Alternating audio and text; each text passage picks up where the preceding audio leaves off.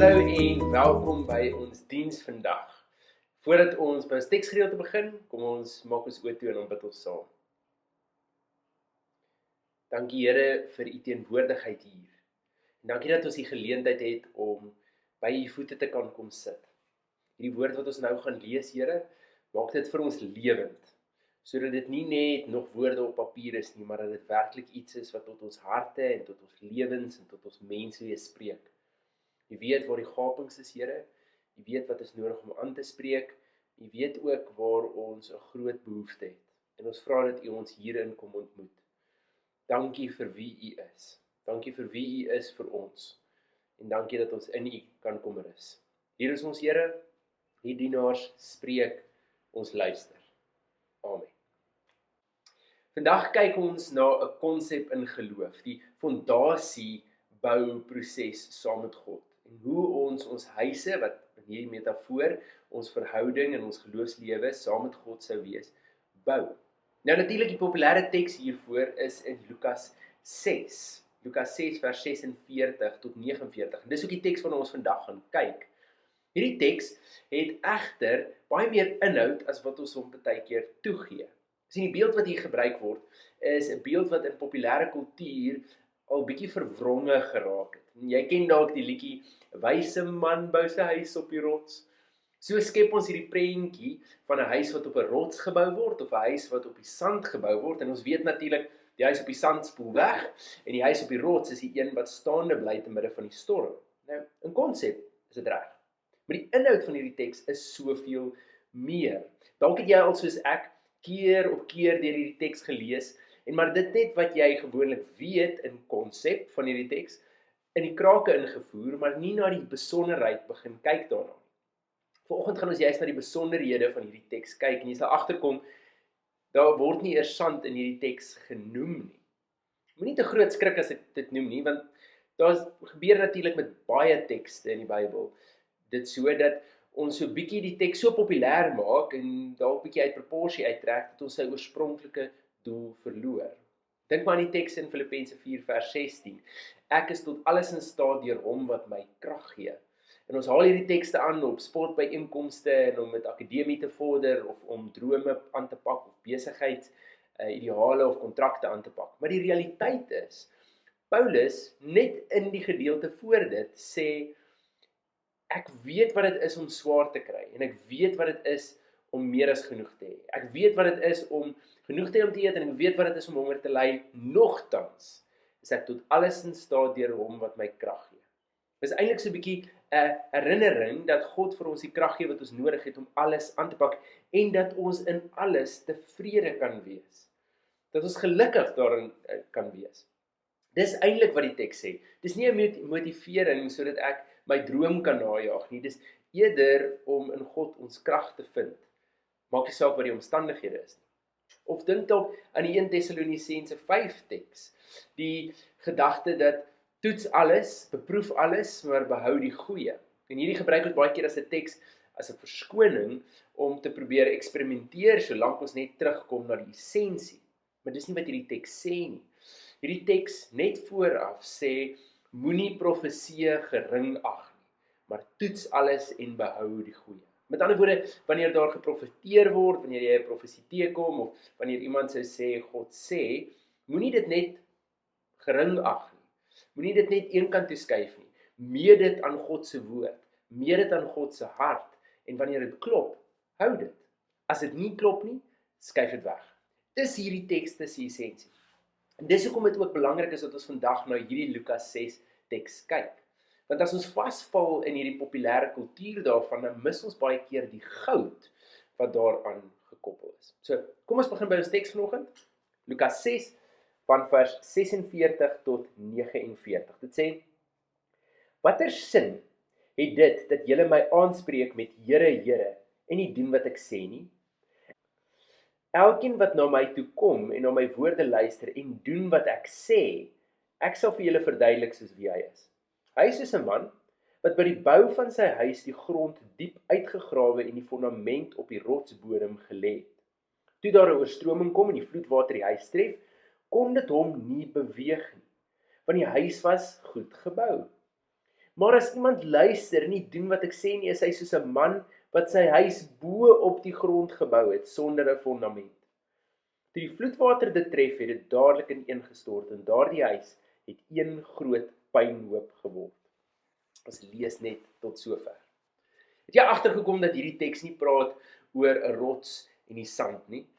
Dit was nie eers genoem in hierdie beeld nie. Die beeld wat gebruik word is 'n huis wat gebou word. Die een word diep uitgegrawe tot op die rotsbodem sodat daar 'n fondasie gelê kan word.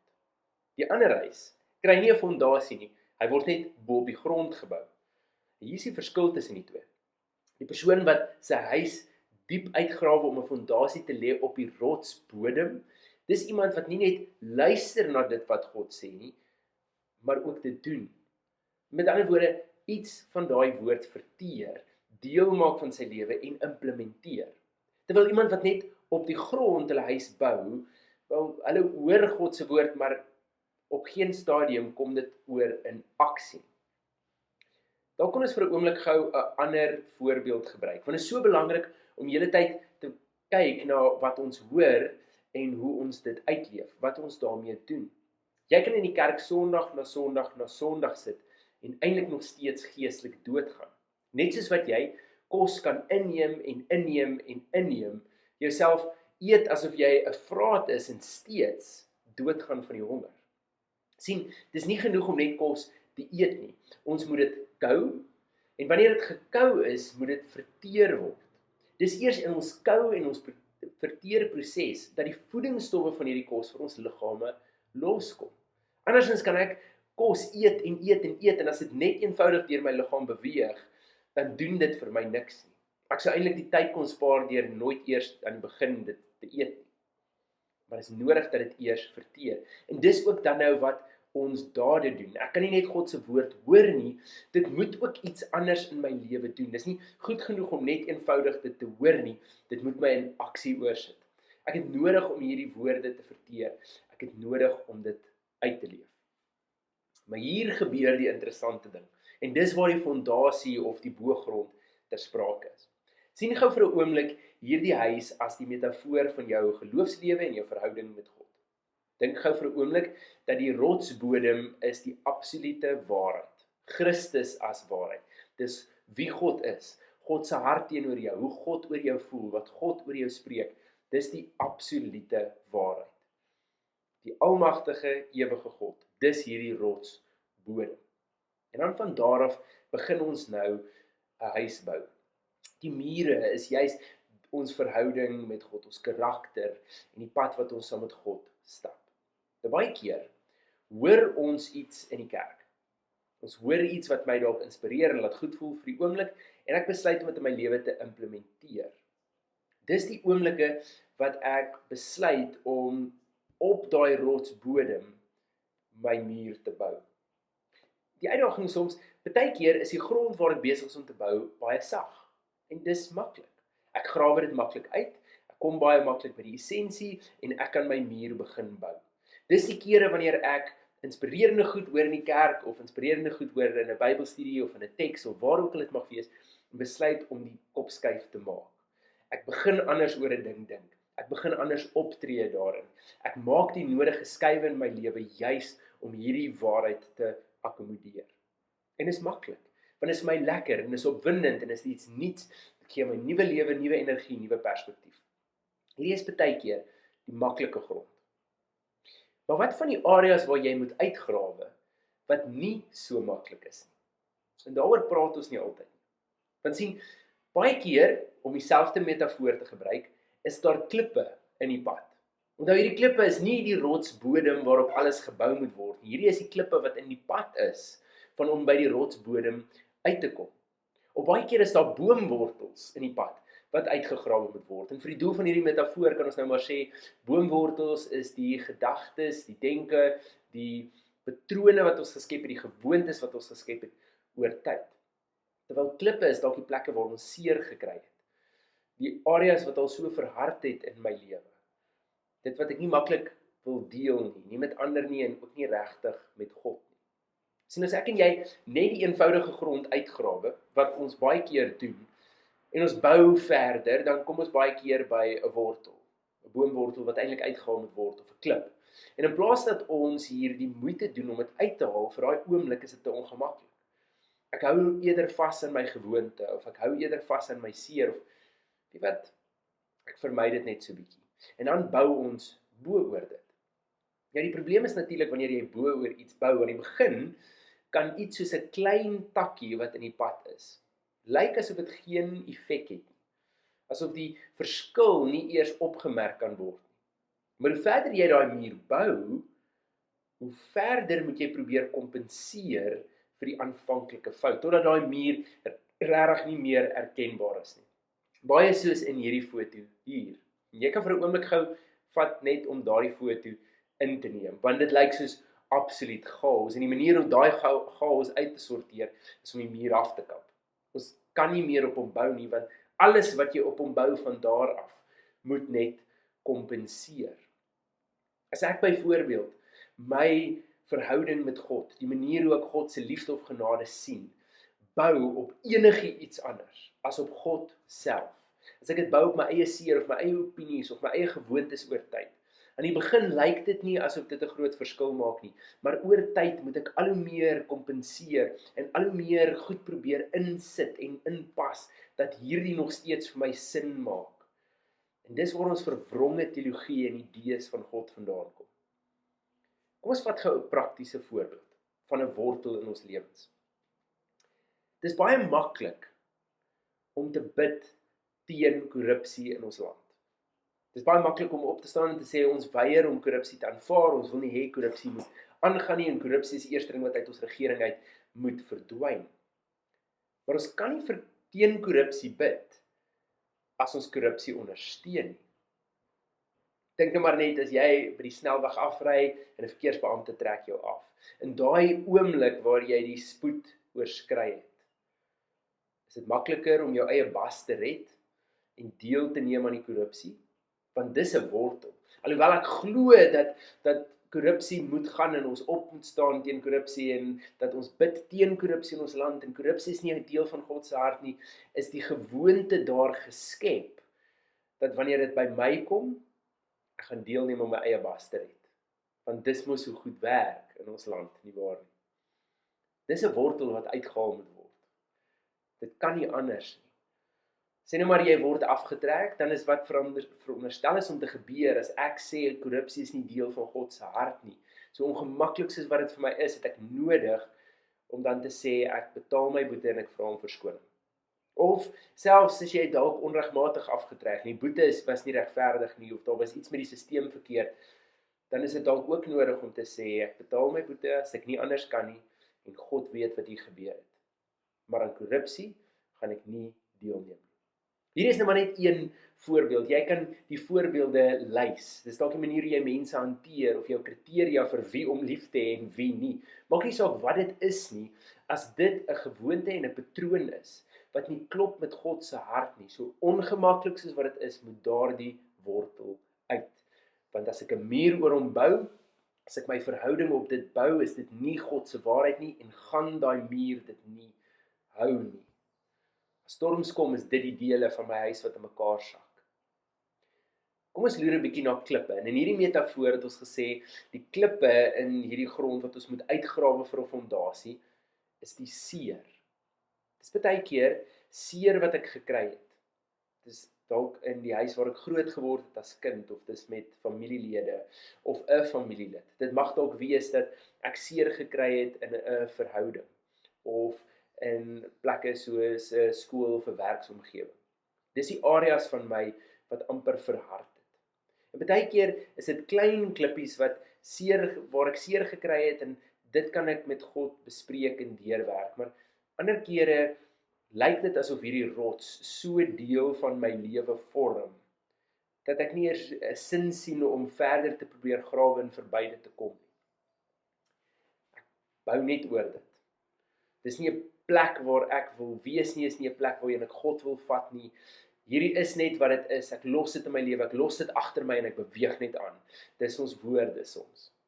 Die ding wat bedrieglik is van so 'n klip, veral een wat so groot is en so hard is in ons lewe, is dat ons baie keer kan dink dit is die waarheid, terwyl dit nie meer is nie. Omdat dit voorkom as 'n rots en iets waarop ons kan bou in ons lewe en net van hier af vorentoe gaan, sien ons dit baie keer as iets wat ons nie hoef uit te kap nie, maar iets waarop ons net eenvoudig kan bou. Die probleem is, daai klip in jou pad is nie die rotsbodem nie. Dis nie die waarheid van God nie. Dis nie Christus as egte waarheid nie. Dis 'n leuen in jou lewe, dis seerkry in jou lewe wat net so verhard geword het dat dit deel van jou identiteit geword het. En dis gevaarlik. Want jy gaan jou muur op daardie klip bou en hy gaan skeef uitkom en hy gaan nie reg werk nie, en weet jy wat? Hy gaan ook nie die ondersteuning bied soos wat Christus as fondasie die ondersteuning gaan bied nie. As die storm kom, gaan jy dink jy's geanker, maar jy is nie. Dit is so belangrik, so ongemaklik soos wat dit is, dat daai klippe uitgekap word, want is nie die rotsbodem nie. Onthou, die een wat God se woord hoor en dit doen, is soos een wat sy huis uitgrawe, die grond uitgrawe, tot op die rotsbodem, en dit gebruik as fondasie om van daar af te bou. Nie klippe tussenin los nie. Dit beteken, daar's areas van my lewe wat ek en God moet gaan sit, en ek moet saam met God deur hierdie seer werk. Dit is nie gemaklik nie, dit is nie lekker nie, en dit mag my dalk bang maak. Maar ek het nodig om daai klippe uit my lewe uit te kry, want dit is nie God se waarheid nie. Dit is so belangrik, dat ons wegkom van hierdie rotse en klippe, wegkom van die wortels, om dit uit die pad uit te kry, sodat ons op die bodem, wat Christus is, die rotsbodem, daar ons huis se fondasie kan lê. Eintlik is dit 'n goeie uitdaging, dat wanneer storms in jou lewe kom, kyk bietjie na watter aspekte van jou geloof en jou geloofslewe krummel eerste. Watter aspekte val uit mekaar uit? Is dit dalk die manier hoe jy dink God oor jou dink? Is dit dalk die oortuiging dat God vir jou daar is? Is dit dalk die sekerheid dat God jou werklik liefhet of werklik jou beste belange op die hart dra? Is dit dalk die sekerheid dat God teenwoordig is in alle omstandighede wat eerste krummel? Wat ook al dit mag wees, kyk na watter mure krummel. Want dis daai mure wat nie gebou is op die fondasie waar hulle moet wees nie. Dit beteken ergens in daai muur het jy gekompromiteer. Jy het 'n wortel oorgeslaan of jy het 'n klip oorgeslaan en jy het net besluit om daarop te bou. Neem die tyd, grawe dit uit, werk saam met God deur dit, sodat jy op die bodem kan kom waar dit nodig is, sodat jy op Christus as fondasie kan bou. Ek wil jou wel van iets herinner. God is nie onsympatiek teenoor jou nie. Dit wat jy beleef in die wêreld vandag, het Jesus ook beleef en gevoel aan sy lyf.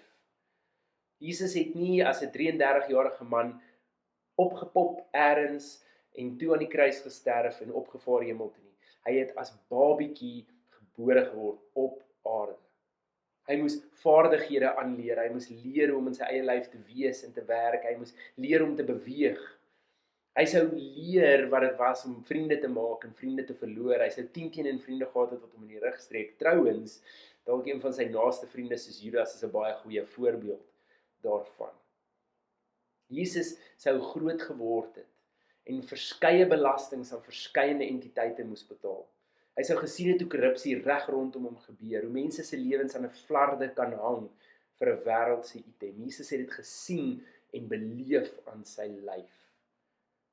Hy ken dit. God ken dit. Ons het nie 'n onsympatieke God nie. So wat ook al jy sê in jou lewe gebeur het, God weet wat dit is om verraai te word, om seer gemaak te word, om verniel te word, om mishandel te word. Hy ken dit aan sy lyf. Jesus het dit self gevoel. Die interessantheid is, dat ten spyte van die feit dat Jesus al hierdie seer in die wêreld beleef het, het daar nooit in sy fondasie en in sy mure rotse en klippe agtergebly nie. Soveel so, dat selfs in die hoogtepunt van sy seer en marteling hy steeds kan sê, Vader, vergeef hulle, want hulle weet nie wat hulle doen nie. Dis hoe geanker en dis hoe gewortel Jesus in die Vader was. Dis hoe hy sy fondasie gebou het. Sonder sy worteltjies en klippies wat tussendeur inkruip en net daar gelos is. Ek en jy is in die wêreld, ons kan nie daarvan loskom nie. Seer kry gaan ons seer kry, denkpatrone gaan ons skep, gewoontes gaan ons skep, ons is gewoontediere, ons doen dit. Maar dit is belangrik om te begin uithaal wat uitgehaal moet word, skuif wat geskuif moet word, oplos wat opgelos moet word, want ons verhouding met God is eerste prioriteit. Ons het nie 'n God wat ons genooi het na 'n geloof toe nie. Ons het 'n God wat ons genooi het na 'n verhouding toe. Ek kan glo dat my vrou bestaan. Ek kan dit met alles in my glo. Ek kan doodseker wees van my vrou se bestaan en ek kan steeds nie 'n verhouding met haar hê nie. Dis dieselfde met God. Jy kan glo in God, maar dis nie die opdrag nie. Geloof is 'n uitvloei daarvan. Verhouding is die uitnodiging. Maar om hierdie verhouding te hê, het ons nodig om ons fondasie reg te bou, om diep uit te grawe en om te verander wat verander moet word. So soms is dit dalk maklik om in jou lewe sekere gewoontes, denke, patrone of seerkry te verander. En ander kere gaan dit vir jou bitter ongemaklik wees. Hou in gedagte dat om hierdie veranderinge te maak, om hierdie uitlewing van geloof te doen, het eintlik jou voordeel in gedagte. Dit gaan nie daaroor dat jy deur 'n martelingsproses moet gaan nie, dat jy deur een of ander reinigingsproses moet gaan nie. Aan my en jou is daar vrede in oorvloed beloof. Vreugde. Vrede en vreugde te midde van 'n storm. 'n Sekerheid ten spyte van die feit dat die wêreld onseker is. En 'n bewus wees van God se teenwoordigheid. Al hierdie goed in ons lewens wat ons verhouding met God verhinder, belemmer ook ons ervaring daarvan. Waaroor ons eintlik vanoggend praat, is hoe om die vryheid wat God gee, die herstel wat God gee, die genesing wat God gee, die vreugde wat God gee, ten volle aan te gryp. Hierdie is vryheid. Maar ek en jy het nodig om die goed uit die pad uit te kry en die skuwe te maak wat nodig is, juis sodat ons huis solied kan bou. Dit beteken natuurlik dat wanneer storms in jou lewe inkom, dit nie meer jou huis omtiep nie, maar dat jy die geleentheid het om ook God se teenwoordigheid in daai storms te kan beleef. Ek hoop dat hierdie week jy die moed sal hê, die durf sal hê om 'n paar wortels en klippe in jou lewe te teiken en saam met God uit te haal, met die doel om jou fondasie te bou op die enigste rots. Amen. Mag die God wat altyd met ons is, Jesus wat die voorbeeld gegee het vir die Vader se hart, en die Heilige Gees wat beloof om ons te lei in waarheid en wysheid, altyd om en by ons wees in elke besluit.